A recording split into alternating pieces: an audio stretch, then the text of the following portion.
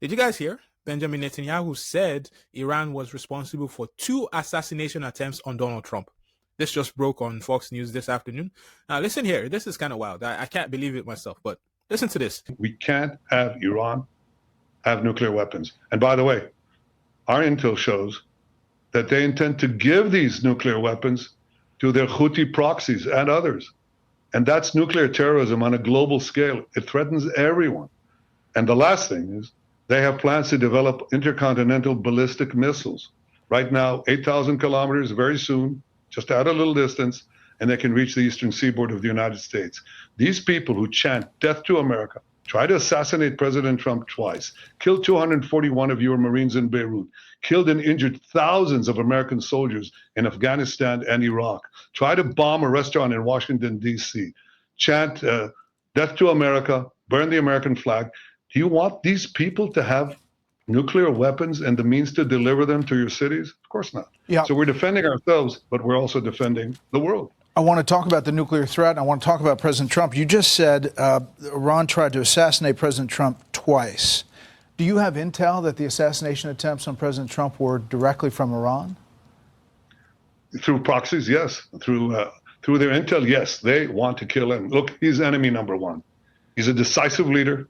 He never took the path that others took to try to bargain with him in a way that is weak, giving them basically a pathway to enrich uranium, which means a pathway to the bomb, padding it with billions and billions of dollars. He took up this fake agreement and basically tore it up. He killed Qasem Soleimani. He made it very clear, including now, you cannot have a nuclear weapon, which means you cannot enrich.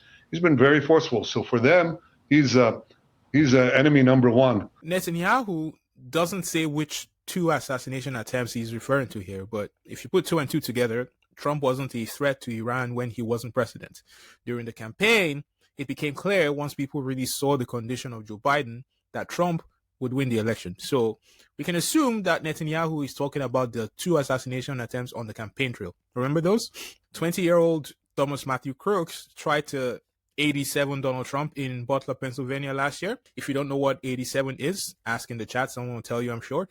Anyways, the shot got Donald Trump's ear, as you might recall. And we got that legendary picture of Donald Trump rising from the ground, blood pouring down his face, pumping his fist up in the air and mouthing, fight, fight to the people.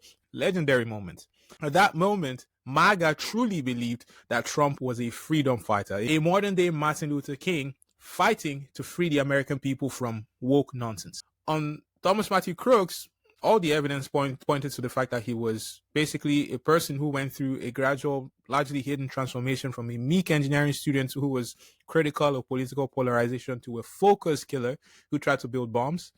About a year before his graduation, in April of 2023, Crooks reportedly wrote an essay in favor of ranked choice voting in American politics. He argued against divisive and incendiary campaigns which are pulling the country apart. And after graduating in May of 2024, his father said he noticed his son's mental health taking a turn in the year before the shooting. And his father told investigators that he had seen Thomas talking to himself and dancing around in his bedroom late at night. Okay, so essentially, Thomas Matthew Crooks was initially just a smart kid who had a perfectly normal reaction to increasingly incendiary and divisive party politics. Okay? Then he became mentally ill, and this culminated in him doing what he did. I'm going somewhere with this, I promise you guys, okay? Just follow me. So, the second assassination attempt on Trump was by Ryan Wesley Routh, right? You might remember this. This is the guy who tried to do Donald Trump at a golf club in Florida, allegedly. That's still in court. The real motives are still under investigation here, but apparently he was trying to help Ukraine. So Benjamin Netanyahu is saying his intel shows that these 2 schmucks were Iran's best attempts at Donald Trump. That's what he's saying. Is this really what Benjamin Netanyahu will have you believe? Like, come on. What is this nonsense? Like, I'm going to tell you right now, I don't believe it. First of all, didn't MAGA and Fox News lead people to believe that the Democrats were responsible for these attempts on Donald Trump's life? And then there's these questions like, how the does this 20-year-old kid climb on that roof 150 yards away and no one sees him? Well, that one guy was pointing at him the whole time. Yes. He's like pointing to, he's right there. And they're yelling, he's got a gun. There's a guy in the prone position on a roof 150 yards away from the former president, the whole thing's nuts. The whole thing stinks of either incompetence or a design, or we're in the Matrix. I probably took a bullet to the head because of the things that they say about me. They talk about democracy. I'm a threat to democracy. They're the threat to democracy with a fake Russia investigation we do have a lot that went nowhere. We have a lot. In his defense, to be fair, Trump himself said the rhetoric on the left about him being a threat to democracy was why he was being shot at.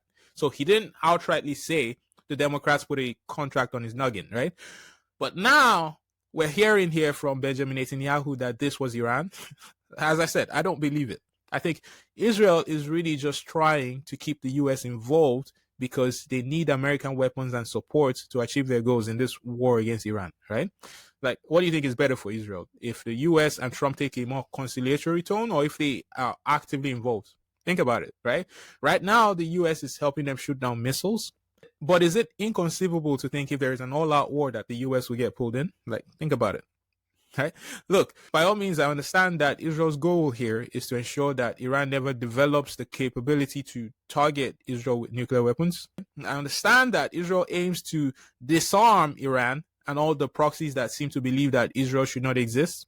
They have every right to ensure their safety. But sometimes you got to call bullshit, right? I believe Netanyahu is literally leading Trump by the nose here. You might have noticed that a lot of the America First MAGA people were actually starting to get frustrated with Israel. They're getting frustrated with Trump for that matter. When they voted for Trump, they voted for more focus on domestic problems. And yet, here they are barely 5 months in, deep to their eyeballs, and not a single war ended.